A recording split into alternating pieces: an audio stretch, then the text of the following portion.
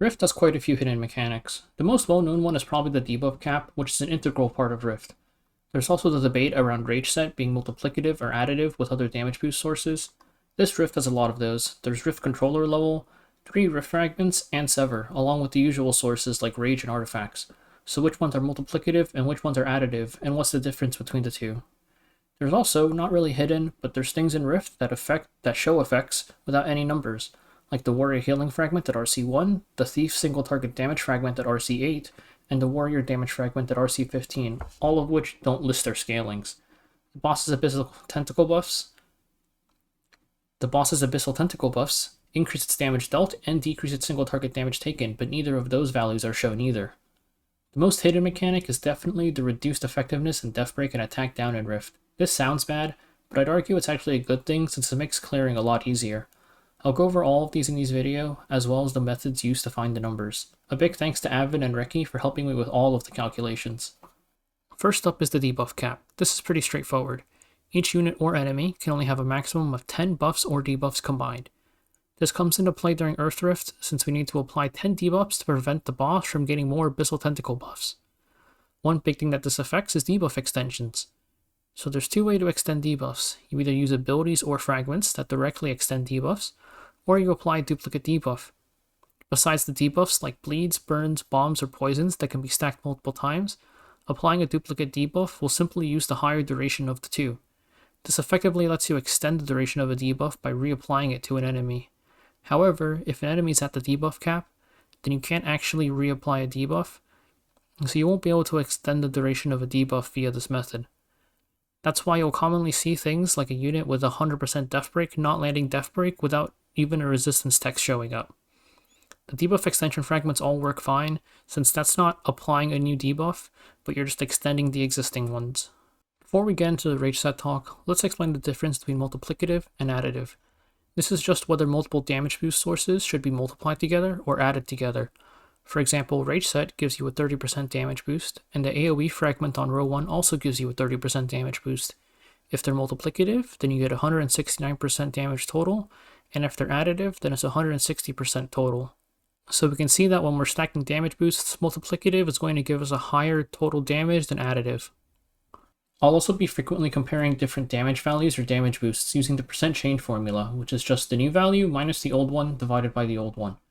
For damage dealt values, I'll be dividing the new one by the old one and subtracting 1 to get the percent change. If we want the total damage ratio, we won't subtract 1, but normally we'll just be looking for the percent change. And then for damage boosts, I'll just be dividing the damage boost by the current damage multiplier to get the percent change. For example, Rage gives a 30% boost, and if it's additive with the AoE damage fragment on row 1, which also gives a 30% boost, then we'd have 30 divided by 130, with 100 being the base value, for a total of 0.23, meaning that if Rage is additive with the AoE damage fragment on row 1, it would give us a 23% damage increase. So, Rage Set was a highly debated topic last Rift.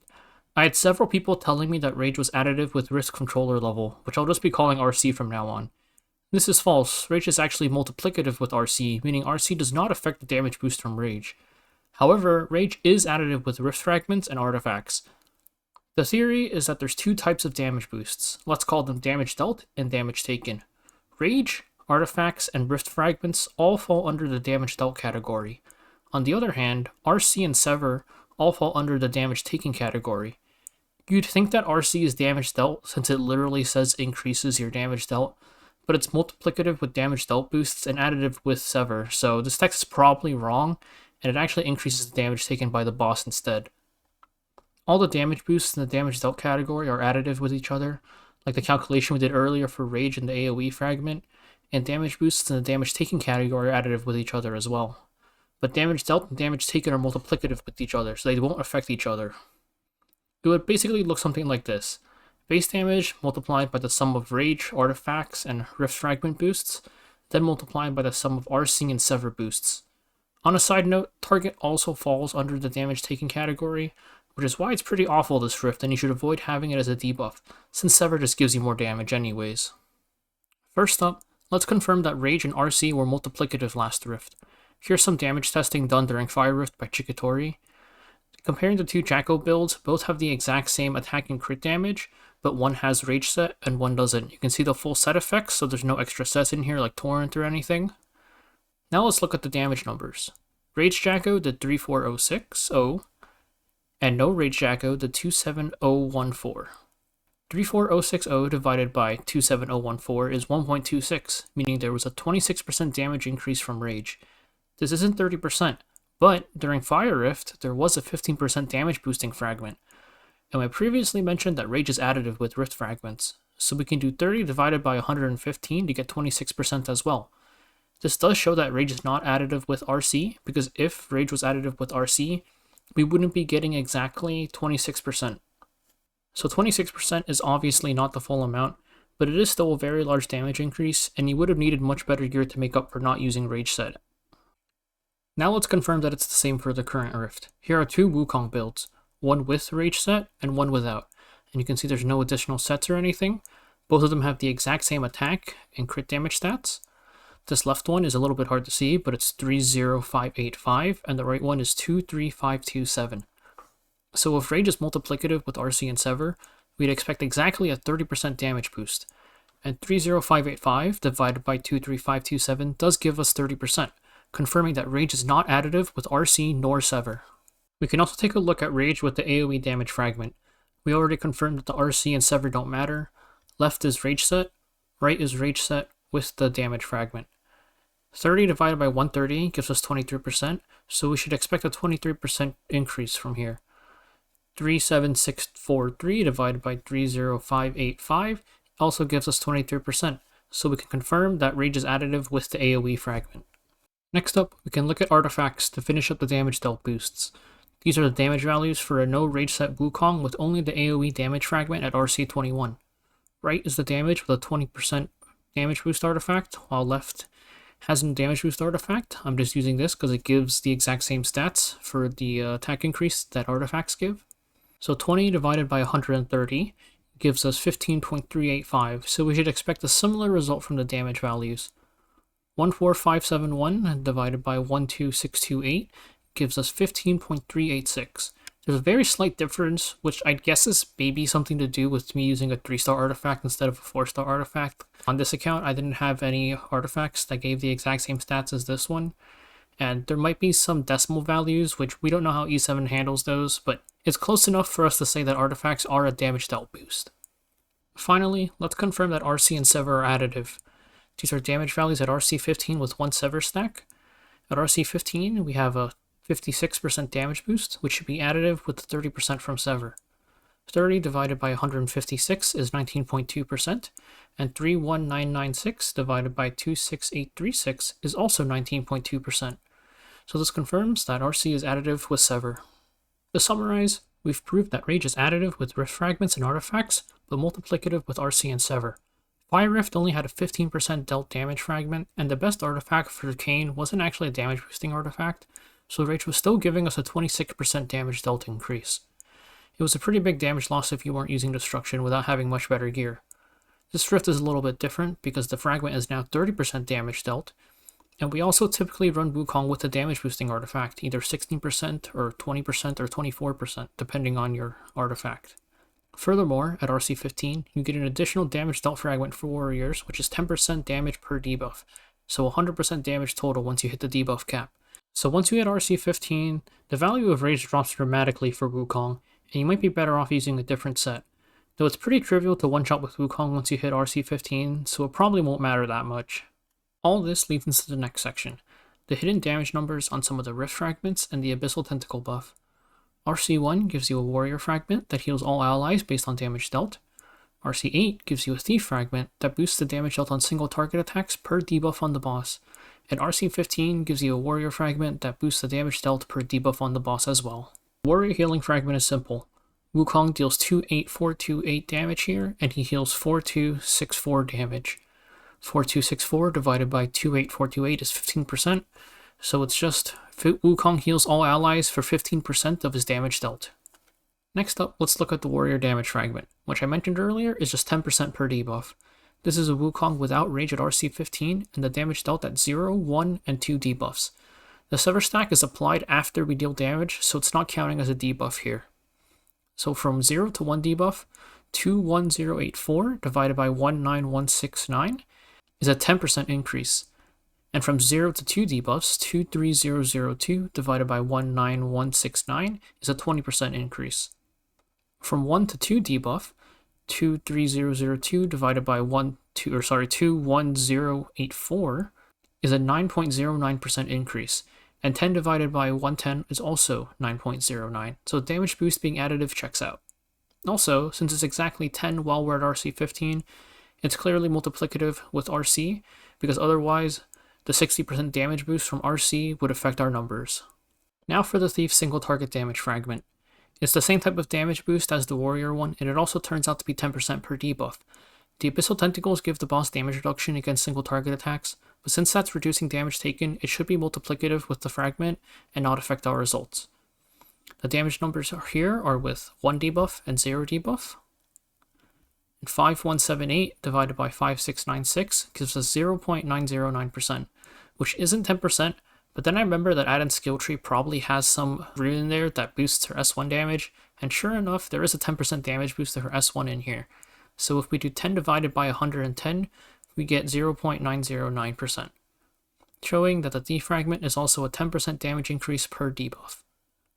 This is kind of interesting because since the stats you get in the skill tree go towards her base stats, I assumed that the boosts on her skill would work a similar way and be skill enhancements instead, but apparently it's just a normal damage dealt boost. Moving on to the Abyssal Tentacle buff, this buff has 2 effects. It increases damage dealt by the boss, and also decreases its damage taken by single target attacks. Here's the damage taken by Wukong at 8, 7, and 6 tentacles. It'll show 8 tentacles at the top regardless, because right after the boss attacks it regains tentacles, but the sever stacks here show that we did remove 1 and 2 tentacles from the boss before Wukong got hit. 8 tentacles is 8112 damage, 7 tentacles is 7396, and 6 tentacles is 6680. We can't just divide them like before, since there's multiple stacks of damage increase here which are all going to be additive with each other.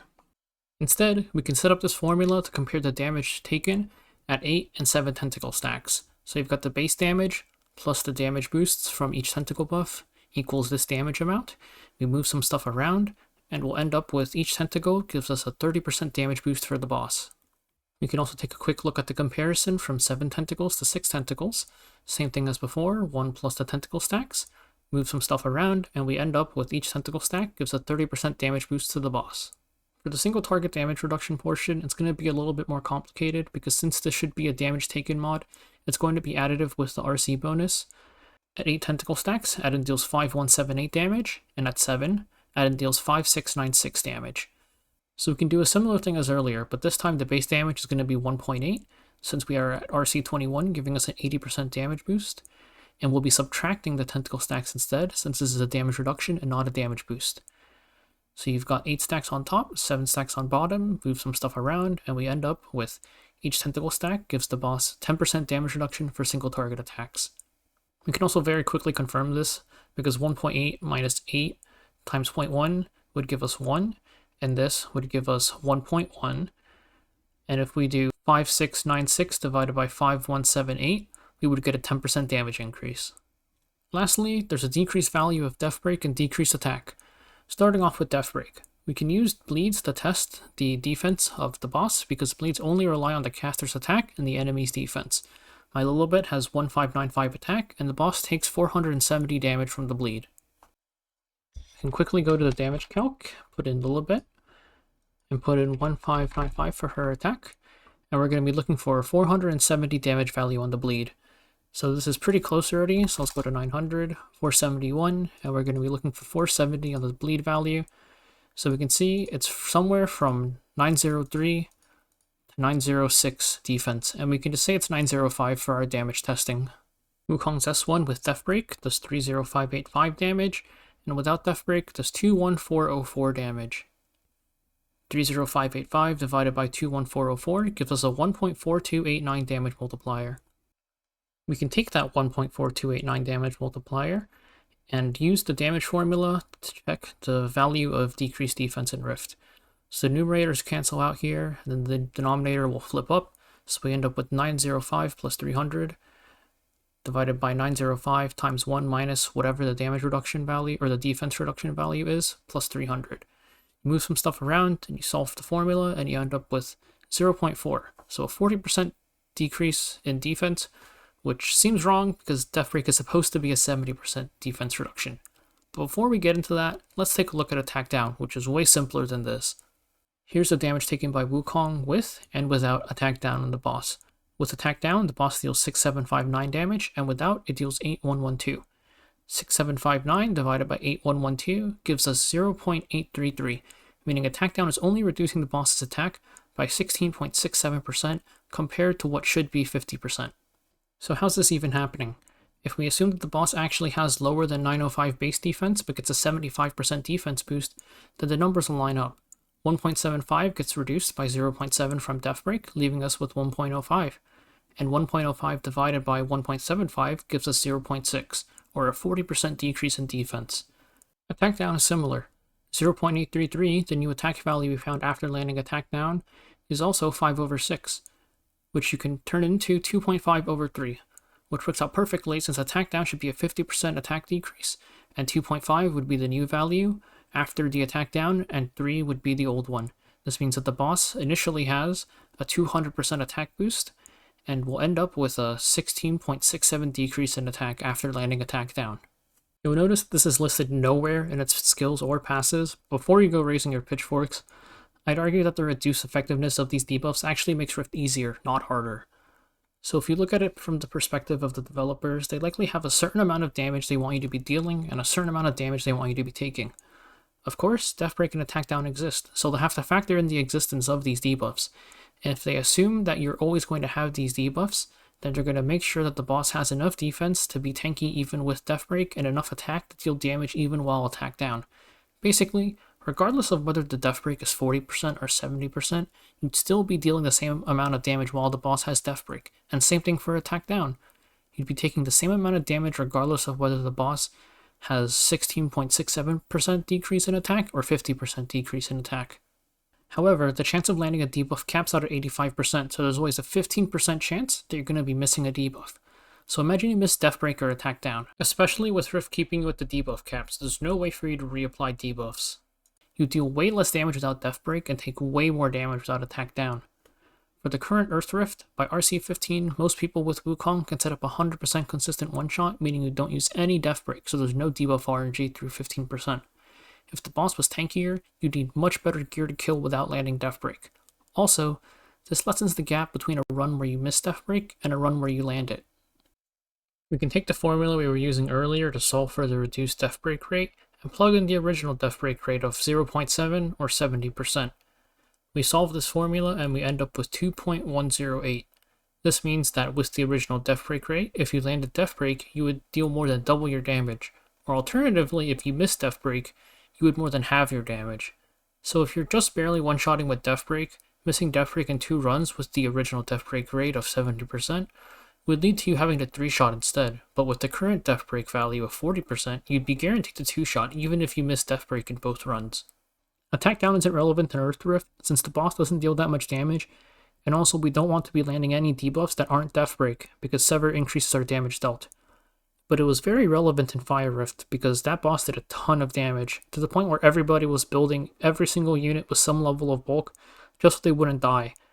If Attack Down had its usual value, not having it would cause the boss to deal double the amount of damage, since Attack Down is a 50% decrease in attack. Yes, there was an Ignore Efforts Attack Down fragment on row 1, but that would still prevent us from using the 15% bonus damage fragment, making it harder to one-shot. Instead, since there's only a 16.67% decrease in damage, this makes Attack Down nice to have during Fire Rift, but not mandatory. And that's all the little hidden things in Rift I have for this video. Let's summarize the results. The buff/debuff cap is 10 per unit and prevents you from extending debuffs by applying duplicate debuffs. But debuff extensions via abilities or fragments that just directly extend debuffs will work fine. Rage is additive with Rift Fragments and artifacts, but multiplicative with RC level and Sever. The most important takeaway here is that the value of Rage set on Wukong greatly diminishes at RC 15. The Warrior Healing Fragment is 15% of damage dealt converted to healing for all allies, while the Thief and Warrior Fragments are 10% extra damage per debuff. Abyssal Tentacle gives the boss 30% more damage dealt and 10% less single target damage taken per buff. Death Break reduces the boss's defense by 40% instead of 70%, and Attack Down reduces the boss attack by 16.67% instead of 50%. I hope this answers any questions people had about any weird numbers they were seeing, or just showed something completely new that you didn't know. Aside from the rage set stuff, most of this doesn't really matter, but it is fun to figure out nonetheless.